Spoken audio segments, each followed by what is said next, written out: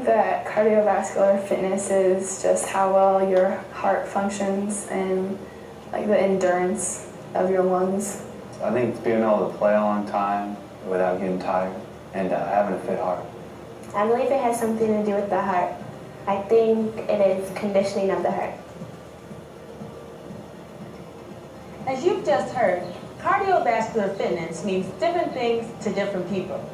Experts define cardiovascular fitness as the ability of the blood, heart, lungs, and blood vessels to pump blood to the various systems of the body. When adequate blood is supplied to these systems, especially the muscular system, you can continue to do exercise or be active for relatively long periods of time. You may have heard other terms that describe cardiovascular fitness, such as aerobic fitness, cardiorespiratory fitness, and cardiovascular endurance. Each of these terms is technically different, but to avoid confusion, we'll just use one term, cardiovascular fitness, in this program. Cardiovascular fitness is important because it greatly affects how you look and feel, as well as how healthy you'll be and how long you'll live. And while there are other risk factors that affect your health and fitness, such as heredity, smoking, and diet, you do have control over your cardiovascular fitness and can improve it with regular physical activity. There are many benefits to cardiovascular fitness. You'll look better and feel better, and you'll have the ability to control the amount of fat in your body. Cardiovascular fitness also can give you significant health benefits, including a decreased risk of heart disease, the #1 killer in our society. In fact, improving your cardiovascular fitness can reduce your risk of getting a variety of other medical problems that are partially or fully caused by inactivity and poor fitness. They include some forms of cancer, osteoporosis or bone loss, back problems, and obesity. So what does it take to have cardiovascular fitness? It takes a fit heart, fit arteries, fit lungs, fit blood and muscles, because they all work together to help you get the benefits you just described. All of the body systems must be fit for you to have cardiovascular fitness, especially the heart. The heart is a muscle, similar to other muscles in the body. It must be exercised to become stronger. If not, it will become weaker. When you're fit, your heart can pump more blood with each beat. Therefore, a greater volume of blood can be pumped with fewer strokes or beats per minute. This results in a greater resting time of the heart muscle, with more work being done with less effort. Cardiovascular fitness also requires fit lungs and arteries. If the lungs are not healthy, they cannot supply the blood with the oxygen it needs. Fit arteries must be elastic and free from any obstructions in order to allow the blood to flow to the various parts of the body. Good cardiovascular fitness also requires fit muscles in all parts of the body. That's because your muscles need to be able to use healthy blood. And when the muscles work, especially in sustained exercise, such as jogging or swimming, they use the oxygen and create carbon dioxide that must be removed from the body. A fit person must have fit veins to return the blood to the heart, where it can be pumped again. Regular exercise helps return the blood to the heart and keeps the veins healthy. So how do you know if you're fit? Well, if you get a little winded trying to get to class on time or climbing up a few flights of stairs, this might indicate that your cardiovascular fitness might not be as good as it should be. You may want to test your fitness to see just how fit you are. This is especially a good idea if you're getting ready to begin a physical activity program. The best method of assessing cardiovascular fitness is the maximal oxygen uptake, or VO2 max test. This test is typically conducted on a treadmill, where the speed and the incline of the treadmill are gradually increased. As this exercise intensity increases, you use more and more oxygen. Your score is the amount of oxygen you can use in 1 minute while you are exercising very hard. The VO2 max test requires that your heart, lungs, blood vessels, and all of your muscles work together. If all of these body systems are fit, you'll achieve a high score because you can deliver and use a lot of oxygen. Unfortunately, the maximal oxygen uptake test requires a lot of time, equipment, and expense to administer. There are several good ways to test your own cardiovascular fitness. such as the walking test and the step test.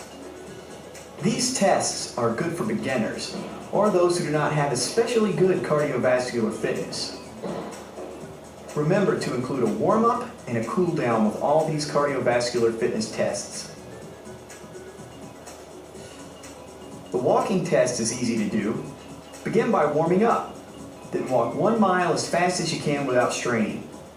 Record your time to the nearest second. Immediately after the walk, count your heart rate for 15 seconds. Then multiply by 4 to get your 1-minute heart rate. You can now take your walking time and your post-exercise heart rate and find your fitness score and rating on a chart like this. The more fit you are, the lower your heart rate after the exercise. You can do the step test on your own with little equipment. Be sure to warm up before beginning this test and cool down after you're finished. Step up and down on a 12-inch bench for 3 minutes at a rate of 24 steps per minute.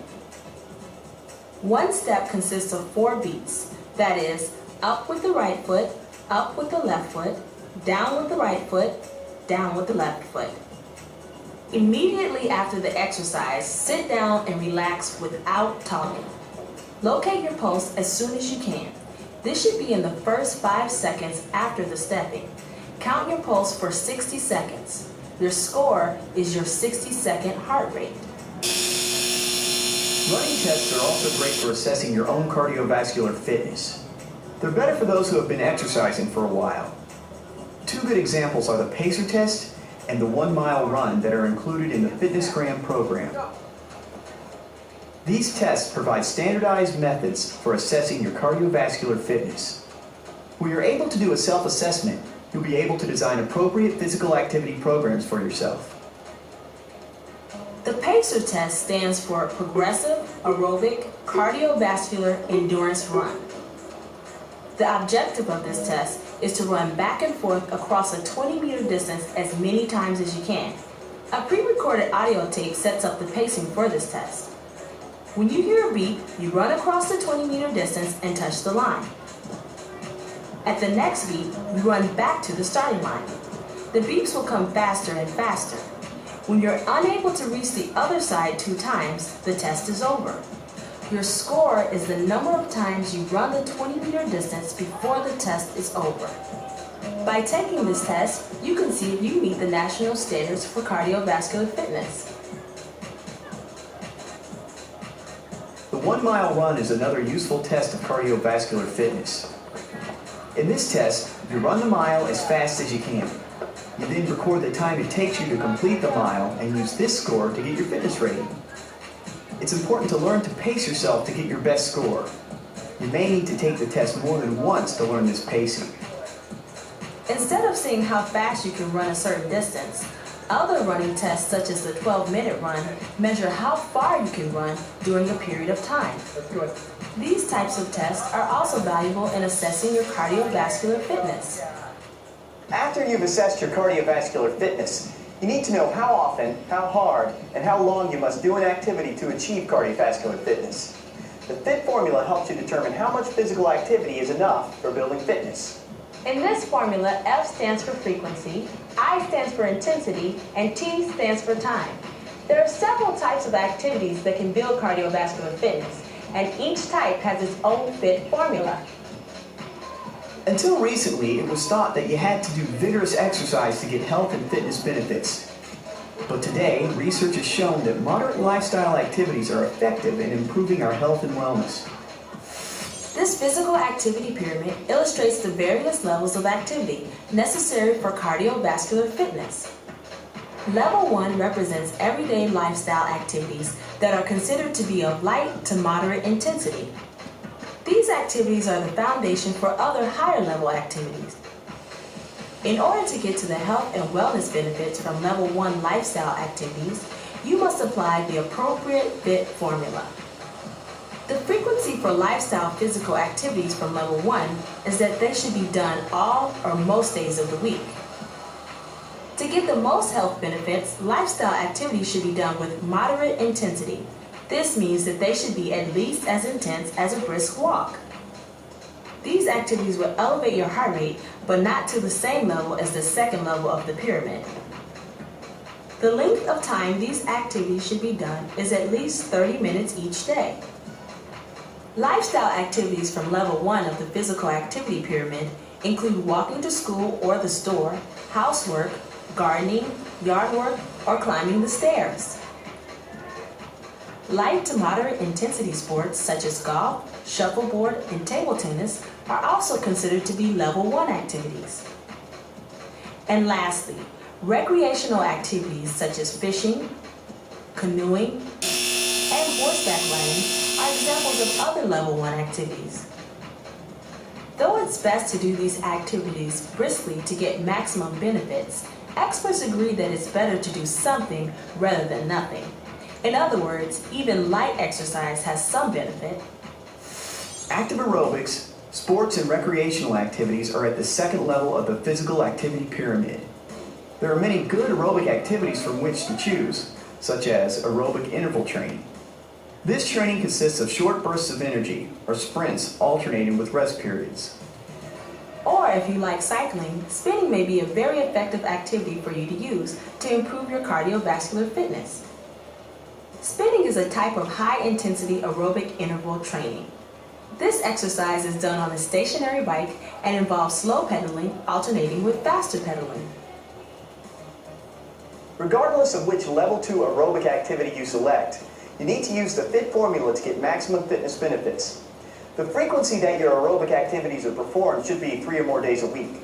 The intensity of your aerobic activities should elevate your heart rate into the target heart rate zone.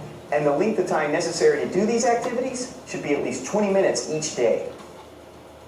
You can use the same FIT formula for sports and active recreational activities as you use for active aerobic activities. The main difference is that sports and some recreational activities are not always continuous like aerobic activities are. For example, in basketball or football and even tennis, there's a lot of starting and stopping. As long as the rest periods are short between bursts of activity, active sports and recreation have similar benefits to active aerobics. It's easy to calculate your frequency and time of exercise. You merely use a calendar and a watch. However, intensity of exercise is harder to determine. To determine your target zone intensity, you first need to learn how to take your pulse, that is, count your heart rate. The two most commonly used places for taking your pulse are at the neck and the wrist. The neck pulse is easily taken by placing your index or middle finger on the side of your neck just to the side of your Adam's apple. Press gently and feel the pulsating action of the artery in the neck. If you have trouble finding your pulse, move your fingers around gently to find it. Be sure not to push too hard on the artery. To take your pulse at your wrist, place your index or middle finger gently on the underside of the wrist of the opposite arm. Move your fingers along the wrist until you feel a pulse. The pulse is best found on the thumb side of the wrist. When you are counting your resting pulse, simply count the pulse for 60 seconds. This should be done early in the morning when you are rested. If you took your pulse for 1 minute and counted 72 beats, your heart rate would be 72 beats per minute. You can now determine your target zone by calculating your lower and upper heart rates during exercise. The intensity of your exercise should put your heart rate in a range from 55 to 90% of your maximum heart rate. Your maximum heart rate can be estimated by subtracting your age in years from 220. For example, if you're 18, your estimated maximum heart rate would be 220 minus 18, or 202 beats per minute. You can determine the minimum heart rate necessary for cardiovascular benefits by taking 55% of your maximum heart rate of 202, which is 111 beats per minute. To get your upper limit heart rate, take 90% of the 202, which is 182 beats per minute. Thus, you'll get maximum cardiovascular benefits if you exercise with your heart rate between 111 and 182. Before you begin these level 2 aerobic activities, it's important to be sure that you're medically ready for vigorous exercise. You can use a questionnaire such as the PAR-Q to help you determine if you're ready for more vigorous activity. Still, It is important to communicate with your parents and even a doctor before starting a vigorous program such as a school sports program. Consult with your parents or physician before beginning a new exercise program. Let's now take a look at the three basic components of a cardiovascular fitness program: the warm-up, the workout, and the cool-down. The warm-up typically consists of some slow continuous exercise to warm up the heart and cardiovascular system, followed by some stretching exercises. Your warm-up could consist of a 1-minute walk followed by a 1-minute jog. The warm-up is important because it can reduce your chance of injury and improve your performance. Next, you should stretch your muscles slowly without bouncing or bobbing. Some examples of good stretching exercises include the calf stretcher, hamstring stretcher, leg hug, and the side stretcher. The workout is a central part of your exercise program. It can consist of a variety of activities depending on your exercise interests. For one person, the workout might be a tennis match. For another, it might be aerobic dance. Still, another might do weight training and jogging. The workout can vary from day to day. After the workout has been completed, it's important to cool down.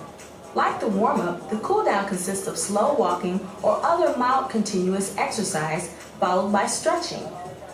The cool-down helps the heart and the cardiovascular system recover after your workout and improve flexibility. Here are some good tips to consider when beginning a new exercise program. It's best to start slowly and gradually increase your frequency, intensity, and time of your activity. People who begin a new program that's difficult and move through it too rapidly are more likely to quit than those who start more slowly. Starting slowly may also reduce the risk of injury and soreness as well. It's important to have the correct equipment for physical activity. Proper shoes and clothing not only are more comfortable, but also can help prevent minor injuries such as blisters and can make exercise more enjoyable.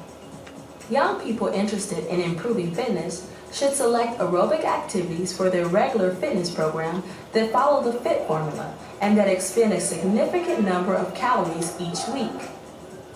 As we've seen, there are many types of physical activity that can be used to build cardiovascular fitness. The important thing is that you choose activities and do them frequently enough, with enough intensity and enough time. While regular exercise is something we all should do for our good health, it should also be fun. If you don't enjoy an exercise, you're not likely to continue it. You can make these physical activities more enjoyable by doing them with a friend. For some of you, choosing an activity or sport in which you have some level of skill makes it more enjoyable. But if you're not particularly skilled in a physical activity, you may want to choose something like jogging or cycling. Neither of these activities requires a lot of skill, and yet both are good for fitness. Above all, begin a regular physical activity program while you're young, because people who are fit when they're teenagers are more likely to stay fit throughout life. Good luck.